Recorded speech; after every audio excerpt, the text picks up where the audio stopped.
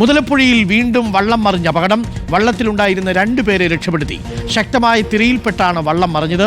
ഇന്നലെയും മുതലപ്പുഴയിൽ വള്ളം അപകടത്തിൽപ്പെട്ടിരുന്നു. സാന്ത്വന സജു ഉണ്ട് കൂടുതൽ വിവരങ്ങളുമായി. സാന്ത്വന, ഗുഡ് മോർണിംഗ് സാന്ത്വന. എന്താണ് സംഭവം? അപകടത്തിൽപ്പെട്ടവരെ നമുക്ക് രക്ഷപ്പെടുത്താൻ സാധിച്ചു എന്നത് ആശ്വാസകരമാണ്. നിരന്തരം ഇങ്ങനെ വാർത്ത കേൾക്കുകയാണ് അല്ലേ, മുതലപ്പുഴയിലെ വള്ളത്തിന്റെ അപകടം. ഇതെന്താ സംഭവിച്ചത് സാന്ത്വന? Good morning. വീണ്ടും ഈ അപകടങ്ങൾ തുടർക്കഥയാകുകയാണ് എന്ന് തന്നെ പറയാം ഡോക്ടർ. കാരണം ഒരു ഇടവേളയിൽ ഒരു സമയത്താണ് നമ്മൾ കണ്ടതാണ് അവിടെ മണ്ണടിഞ്ഞ അവർക്ക് മത്സ്യബന്ധനത്തിന് പോകാൻ പോലും കഴിയാത്ത ഒരു അവസ്ഥയുണ്ടായിരുന്നു. പക്ഷേ ഇപ്പോൾ ആ മണ്ണൊക്കെ മാറിയിരിക്കുകയാണ്. വലിയ രീതിയിലുള്ള തിര ഇപ്പോൾ അഴിമുഖത്തേക്ക് അടിച്ചു കയറിക്കൊണ്ടിരിക്കുന്ന ഒരു സാഹചര്യമാണ് ഇപ്പോൾ ഉള്ളത്. അങ്ങനെയാണ് ഇപ്പോൾ 2 വള്ളങ്ങൾ അപകടത്തിൽപ്പെട്ടിരിക്കുന്നത്. ഒരു അപകടം ഉണ്ടായത് ഇന്ന് രാവിലെ 6 മണിക്കാണ്. 2 പേരാണ് ആ വള്ളത്തിൽ ഉണ്ടായിരുന്നത്.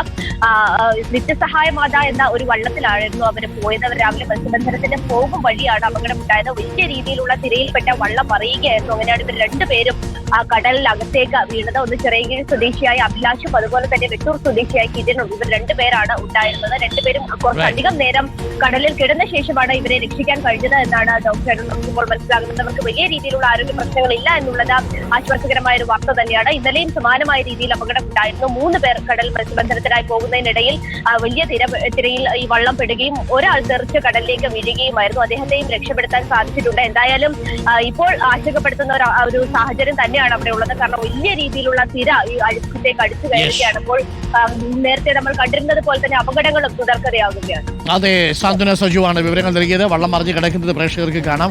മുതലപ്പുഴി എന്ന് കേൾക്കുമ്പോൾ സമയത്ത് പ്രേക്ഷകർ ഇപ്പോൾ പൂരിപ്പിച്ചു തുടങ്ങി. വള്ളം മറിഞ്ഞു, മുതലപ്പുഴി എന്ന് പറഞ്ഞു കഴിഞ്ഞാൽ ഉടനെ തന്നെ ആളുകൾ ഇപ്പോൾ പറഞ്ഞു വള്ളം മറിഞ്ഞു എന്ന അവസ്ഥയിലേക്കാണ് കാര്യങ്ങൾ പോകുന്നത്. അത് പോകുന്നത്ര ശരിയല്ല. അവിടെയുള്ള മത്സ്യത്തൊഴിലാളികൾ ജീവൻ കയ്യിൽ പിടിച്ചു എന്ന് നമ്മൾ പറയില്ലേ, അത് അക്ഷരാർത്ഥത്തിൽ അങ്ങനെയുള്ള ഒരു മനുഷ്യരെ കാണണമെങ്കിൽ നിങ്ങൾ മുതലപ്പുഴയിലോട്ട് പോയാൽ മതി. അവിടെയുള്ള മനുഷ്യരുടെ അവസ്ഥ ഇപ്പോഴും വളരെ കഷ്ടമാണ്. ജീവൻ കൈ പിടിച്ചാണ് മുതലപ്പുഴയിൽ അവർ കടലിലേക്ക് ഇറങ്ങുന്നത്.